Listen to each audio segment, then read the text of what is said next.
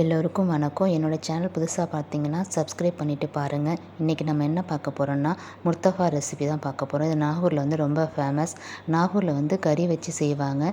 நான் வந்து வெஜிடபிள் வச்சு செய்கிறேன். வாங்க எப்படி செய்யலான்னு பார்க்கலாம். வாய்ஸ் பிடிக்கலைன்னா மீட் போட்டு கூட கேளுங்க. மைதா 1/2 கிலோ எடுத்துக்கிட்டேன். 1/2 கிலோ மைதாவுக்கு தேவையான அளவு உப்பு போட்டுக்கிட்டேன். சர்க்கரை 1 ஸ்பூன் போட்டுக்கிட்டேன். ஆயிலும் தண்ணியும் விட்டு நல்லா பிசைஞ்சு வச்சுக்கிட்டேன். கோதுமை மாவு பிசைவோம்ல அது மாதிரி நல்லா பிசைஞ்சு வச்சுங்க. 1 மணி நேரம் நல்லா ஊற விட்டு வச்சுருங்க. 1 மணி நேரம் கொஞ்சம் கூட கூட ஊற வச்சுக்கலாம். ஊற வச்சு மாவை வந்து மூடி வச்சுருங்க. அதுக்கப்புறம் இதை மாதிரி உருண்டையாக உருட்டி வச்சுக்கோங்க. அப்போ தான் ஈஸியாக வரும். 1/2 கிலோவுக்கு வந்து எனக்கு ஒரு 7 வந்துச்சு. அதனால் 1/2 கிலோ செஞ்சேன்.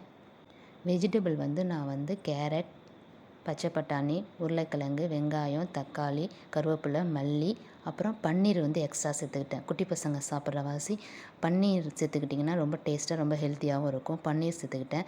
ஃபஸ்ட்டு தாளிப்புக்கு இதெல்லாம் வச்சுக்கிட்டேன். பட்டை, கிராம்பு, ஏலக்காய் இதெல்லாம் வச்சுக்கிட்டேன். ஆயில் விட்டு இதெல்லாம் தாளிச்சிட்டு கட் பண்ணி வச்ச வெங்காயத்தை வந்து கிளாஸியாக வர வரையும் நல்லா வதக்கிக்கோங்க.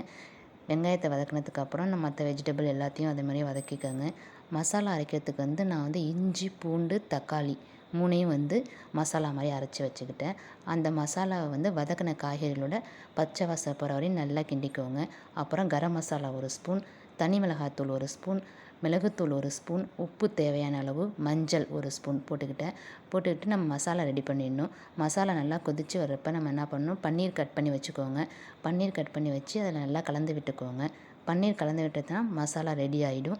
அதுக்கப்புறம் நம்ம என்ன பண்ணணும்னா மாவை நல்லா சப்பாத்தி கட்டையில் வச்சு நல்லா தேய்ச்சி விட்டுக்கோங்க. இது மாதிரி தட்டில் வச்சு கூட நீங்கள் பண்ணிவிட்டு அந்த மசாலா உள்ளே வச்சு மூடி விட்டு இது மாதிரி தோசைக்கல்லில் விட்டு முன்பக்கம்லாம் நல்லா திருப்பி போட்டு நல்லா வேக விடுங்க.